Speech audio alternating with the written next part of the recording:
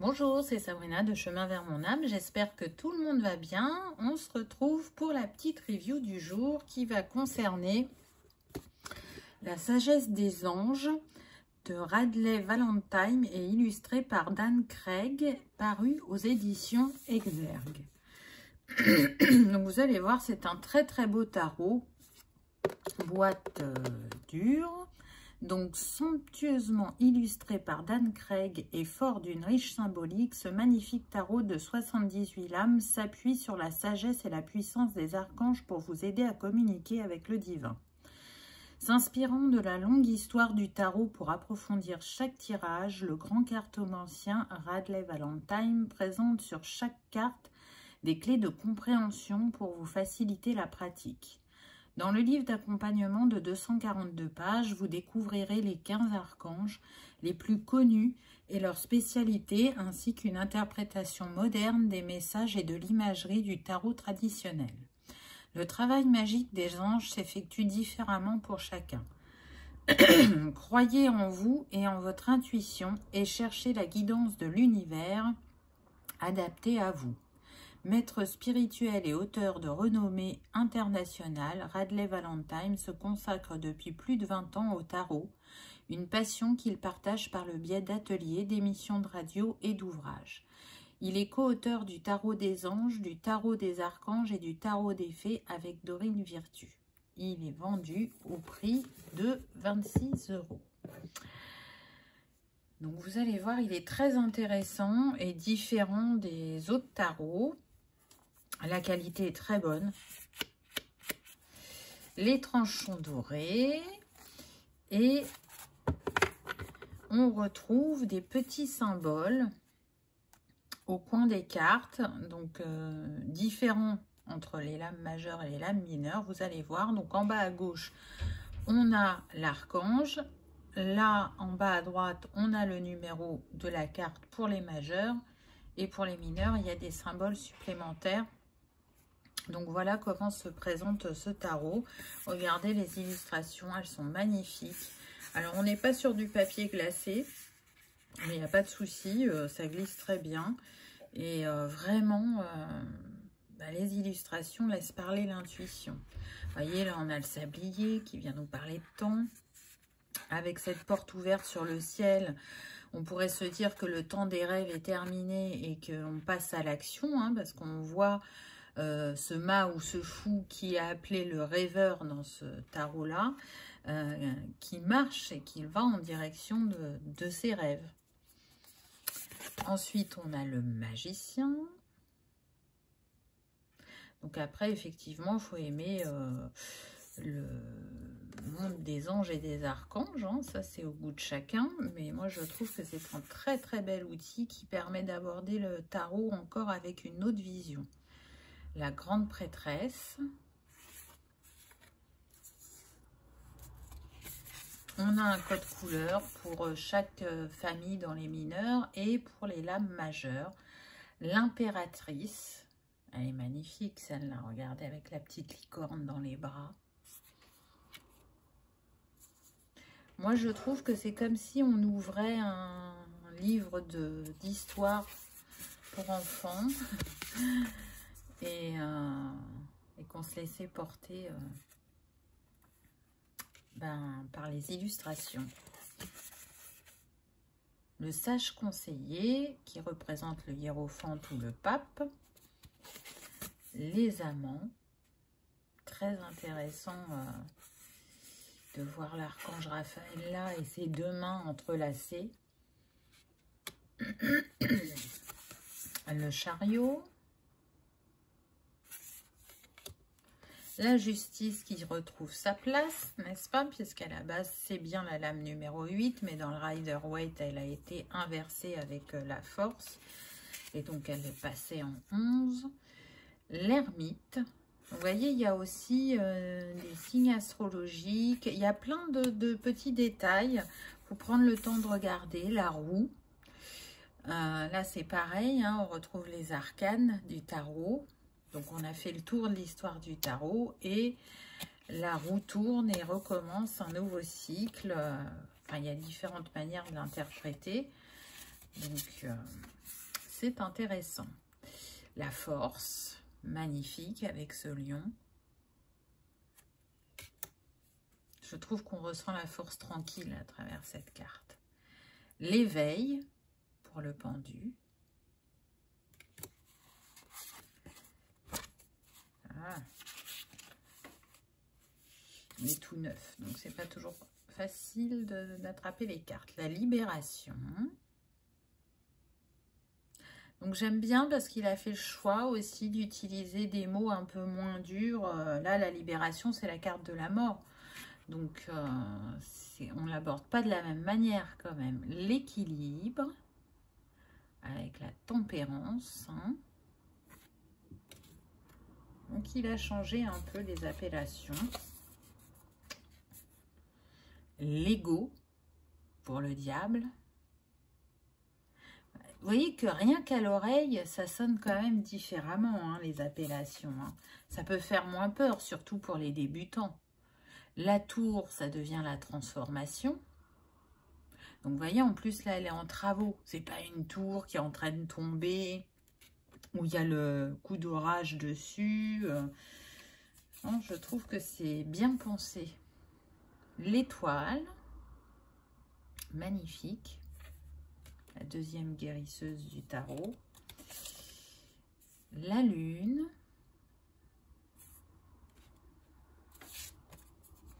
Le soleil.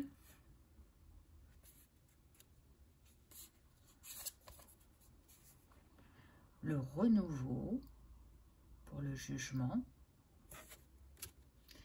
Et bien évidemment, la dernière carte des lames majeures, le monde. Vous voyez, avec le symbole de l'infini. Elle tient des baguettes qui ne sont pas de la même couleur. Enfin, voilà, on peut vraiment se laisser porter et appeler par les dessins. Ensuite, on passe au mineur. Donc là, on est dans la suite de bâton qui est représentée par l'élément feu. Donc là, on retrouve l'élément, le chiffre de la carte, toujours l'archange. Et là, c'est un petit plus, il a relié chaque arcade mineure à une arcade majeure. Donc, l'interprétation de cette première carte peut être complétée avec celle du rêveur, ou du mât, ou du fou, dans l'appellation traditionnelle. Le 2 de bâton, magnifique, je trouve. Donc, en plus, à chaque fois, évidemment, on a un petit texte. Donc, ça aide bien. Mais déjà, je trouve que les dessins, enfin, vraiment, pour faire appel à l'intuition, c'est super, quoi. Le 3 de bâton. Le 4 de bâton. Le 5. Intéressant, ce jeu de miroir, je trouve. Le 6. Le 7. Vous voyez encore là les symboles astrologiques. Le 8.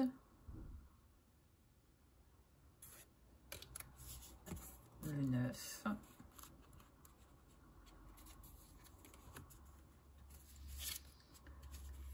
Le 10. Autant vous dire que j'ai hâte de l'utiliser. Hein. Donc, je pense que ça sera dès la semaine prochaine. On arrive sur le valet de bâton, le cavalier,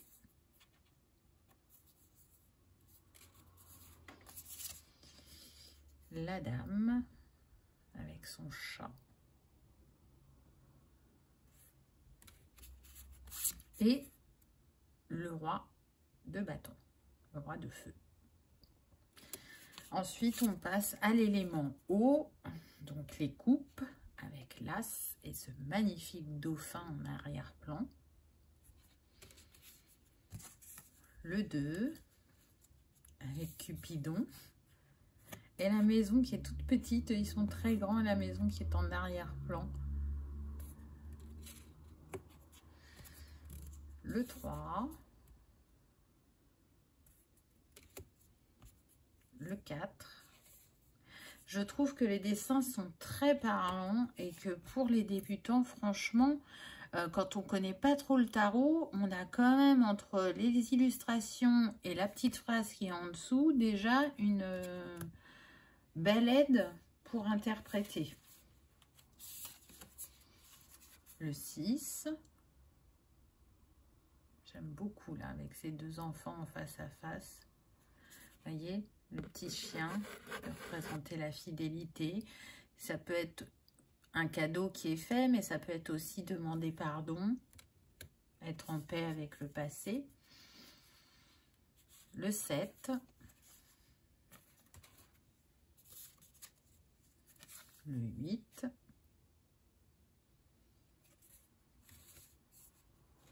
Dites-moi en commentaire ce que vous en pensez, mais franchement, enfin, moi je trouve qu'elle parle d'elle-même. Hein. Le 9. Donc pareil, là on a plein de petits symboles. On a le yin et le yang. On a la petite graine qui germe. On a la lanterne pour faire les vœux. Le 10. Avec ce très bel arc-en-ciel. C'est vrai qu'on retrouve souvent l'arc-en-ciel hein, dans le 10 de coupe.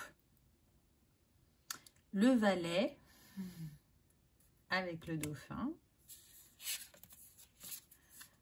Le cavalier avec cette magnifique cascade en arrière-plan.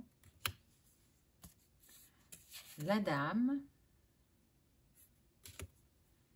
et le roi. Je trouve très intéressant le fait que le roi soit sur un bateau, qu'il arrive à bon port. Ensuite, on passe à la famille de l'air, donc des épées. Avec l'as, le 2, magnifique ces teintes de bleu là, le 3,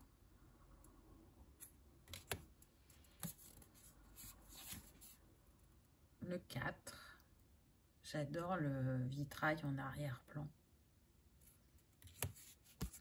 le 5,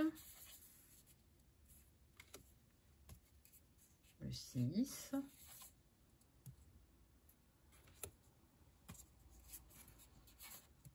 le 7.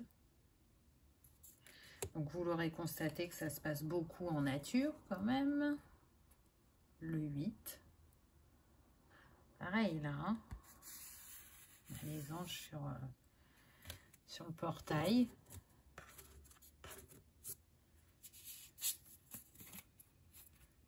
Alors, le 9. J'adore toutes ces bougies là autour de cet homme qui a comme une insomnie parce qu'on voit qu'il fait nuit, que c'est la pleine lune. Donc la pleine lune, c'est un symbole, ça va permettre aussi de dater. Et on voit bien qu'il est torturé, qu'il est pensif. Le 10.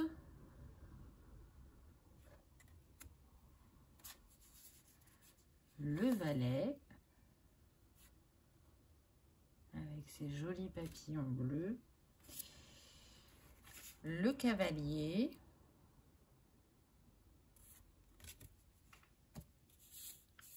La dame. Alors, c'est vrai que la dame d'épée, la dame d'air, là, elle a réputation d'être assez froide. Mais du coup, entourée avec toute cette verdure chatoyante, ces fleurs, ça lui donne une autre dimension, je trouve. Et le roi d'épée.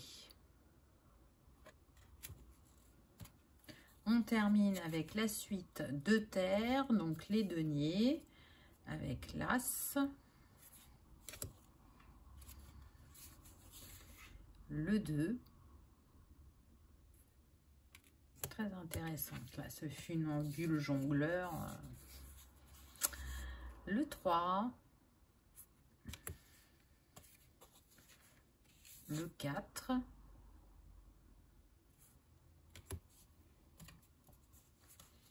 Le 5.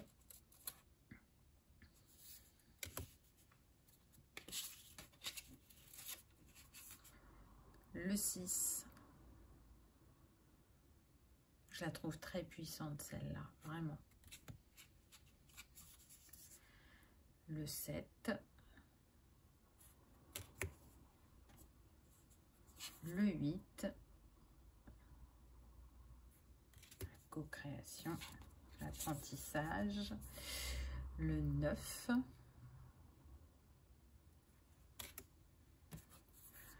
Le 10.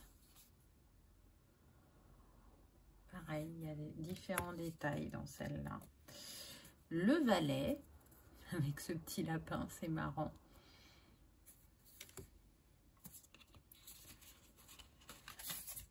Le cavalier.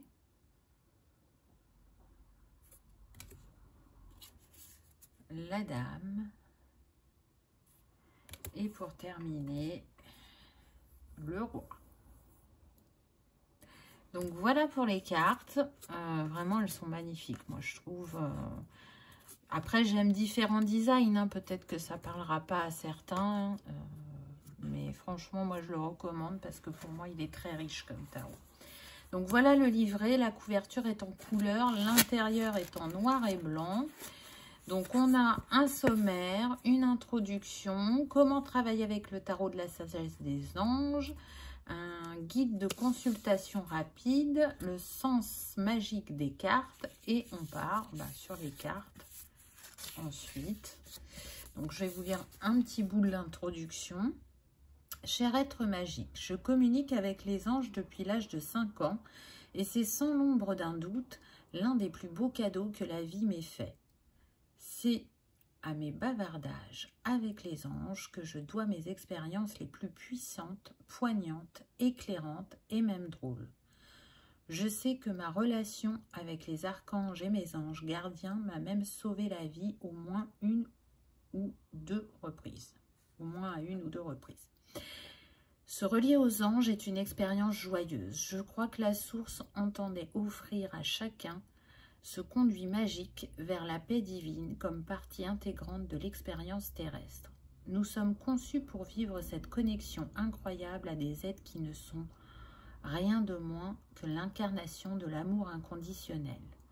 La pure vérité est que vous n'êtes jamais seul, pas même l'espace d'un instant. Si je devais vous offrir qu'une chose, qu'une partie de la magie absolue de mes 30 années passées à explorer le divin, ce serait la conviction intime que vos anges sont là, juste à côté de vous, que vos anges vous adorent et qu'ils veulent plus que tout au monde parler avec vous, vous aider et vous accompagner sur le chemin de la vie.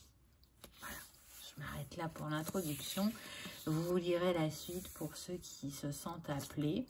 Donc ensuite, on nous explique comment travailler avec ce tarot de la sagesse des anges. Et c'est assez bien expliqué, je trouve. Vraiment, c'est très très riche. La particularité de ce tarot, donc le fait qu'il y ait une petite phrase, qu'il y ait des petits icônes dans les angles. Ensuite, il va nous parler de la spécificité de chaque archange. Donc, vous voyez, l'archange Ariel, qui est représenté par le AR en bas à gauche de la carte. Et on nous dit, Ariel est formidable pour apporter l'abondance, la prospérité ou la satisfaction des besoins matériels. Elle est également en relation avec des animaux, la nature et l'environnement. Du fait de son lien à la nature, Ariel se présente à moi dans des vêtements forestiers plutôt que dans une robe angélique classique. Son nom signifie la lionne de Dieu. Je la vois donc souvent comme l'équivalent féminin de l'archange Michel. Elle est associée à la couleur rose pâle. Voilà, et ça pour les 15 archanges.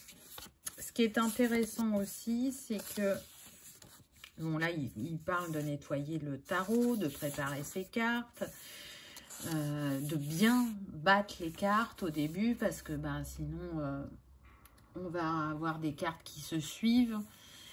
Après, lui fait une petite prière avant de tirer les cartes, donc il la met.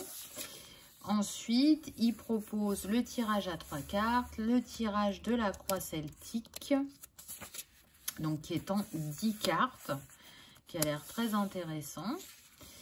Et voilà, Là, on a le petit tableau récapitulatif. Donc, pour les symboles, feu, eau, air, terre. Et pour les petits icônes pour les archanges, pour savoir à quoi ça correspond. Là, c'est ce que je vous ai expliqué. Archange associé, carte sagesse. Donc, carte sagesse, en fait, c'est la lame majeure qui est reliée à la lame mineure. La suite de la carte, donc si c'est coupe, denier, bâton ou épée, et le numéro de la carte. Ensuite, on passe aux arcanes majeures. Donc, je vais vous lire le rêveur pour que vous voyez comment une arcade majeure est abordée. Et on ira lire le roi de denier pour voir comment les mineurs sont expliqués. L'archange Métatron est connu pour veiller sur les personnes très sensibles, en particulier les enfants. Ici, il veille sur le rêveur qui passe la porte de sa prochaine vie. À vos marques, prêts, partez. C'est le commencement ou peut-être un nouveau départ pour vous. Le rêveur est une carte de foi. Il représente la naissance de quelque chose de neuf. Le rêveur s'incarne dans une nouvelle vie, mais le sens de la carte est symbolique. Il peut s'agir d'un nouveau partenaire amoureux, comme d'un changement de carrière ou d'un éveil spirituel qui change votre façon de voir le monde. L'énergie de cette lame vous demande de croire en vous, de croire en l'amour du divin pour vous et en son désir de vous voir heureux. Il vous demande de vous détacher de ce qui vous empêche de réaliser vos objectifs de vie et de nourrir vos passions. Si vous le faites, rien ne pourra plus se mettre en travers de votre chemin. Rien ne vous empêchera de réaliser vos rêves. Autre signification de la carte, saut dans l'inconnu, nouveau départ, opportunité, enthousiasmante, être soi-même, nouvelle aventure. Donc vous voyez que c'est assez quand même complet, tout en étant concis, je trouve. Voilà, le roi de terre. Alors là, c'est un peu plus détaillé, vous allez voir. Non, non, non, c'est moi qui paie, j'insiste. Ça, c'est une phrase que le roi de terre pourrait dire. Vous allez voir qu'il y a plusieurs catégories. Donc là, on vous dit vous ou votre situation. Comme je l'ai dit plus tôt, la dame et le roi de terre sont assez similaires. Ce que vous allez lire vous semblera donc familier. En tant que roi, vous êtes un homme accompli, couronné de succès, généreux, compatissant et cartésien. En tant que soutien de la famille, vous rappelez définitivement le roi Midas. Sérieusement, tout ce sur quoi vous travaillez se transforme en or. Cela dit, vous avez aussi un cœur en or.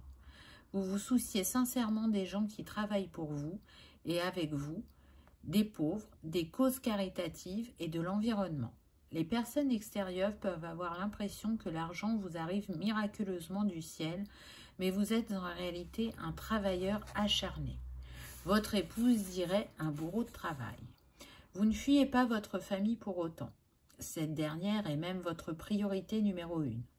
En tant que chef d'entreprise, vous avez de la jugeote et vous montrez inébranlable.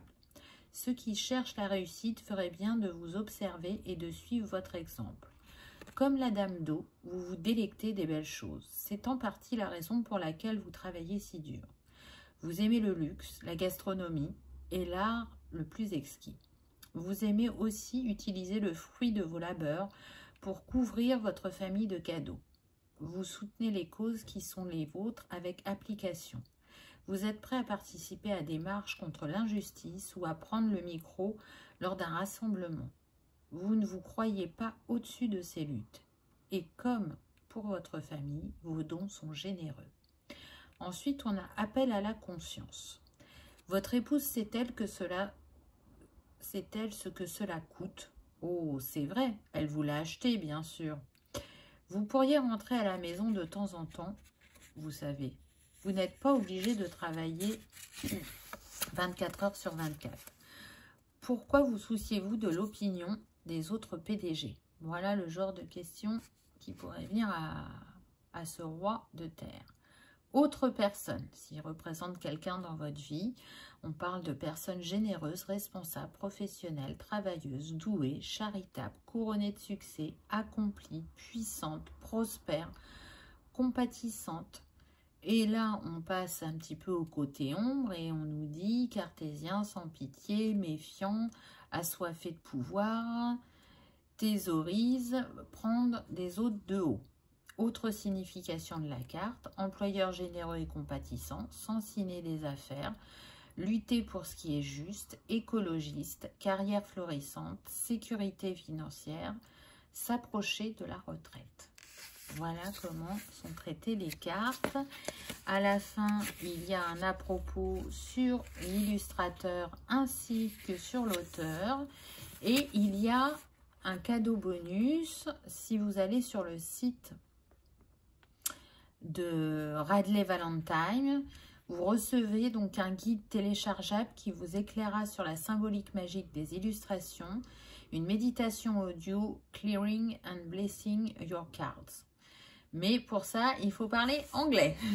Voilà les amis, j'espère que vous aurez passé un agréable moment, que ce tarot vous aura plu, qu'il vous aura parlé et que vous aurez la curiosité ou l'envie de le découvrir. En tout cas, je vous remercie d'avoir regardé ma vidéo et je vous dis à bientôt. Au revoir.